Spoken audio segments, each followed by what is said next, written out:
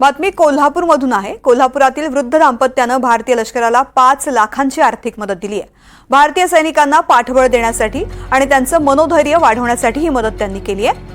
हेमकिरण रामचंद्र पणदूरकर असं दाम्पत्याचं नाव आहे। कोल्हापुरातील या पणदूरकर दाम्पत्यानं 5 लाखांचा धनादेश नॅशनल डिफेन्सकडे दिलाय।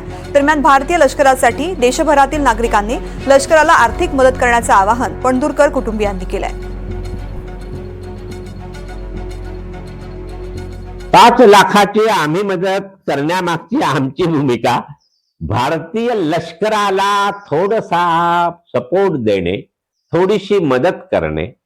आम्ही खारीचा वाटा उचललाय। 5 लाख ही भारतीय लष्कराच्या आणि भारतीय प्रशासनाच्या बजेटच्या हिशेबामध्ये फार कमी टक्के आहे। आम्ही आमच्या परिधीत दिले। बाकीच्या भारतीय नागरिकांनी एक उदाहरण डोळ्यासमोर घेऊन आमचं जर का प्रत्येकाने थोडा पैसे दिले तर भारताला, लष्कराला, प्रशासनाला सक्षम बनता येईल, आर्थिकदृष्ट्या संपन्न बनता येईल आणि आतंकवादाचा बिमोड करण्यासाठी मदत होऊ शकेल।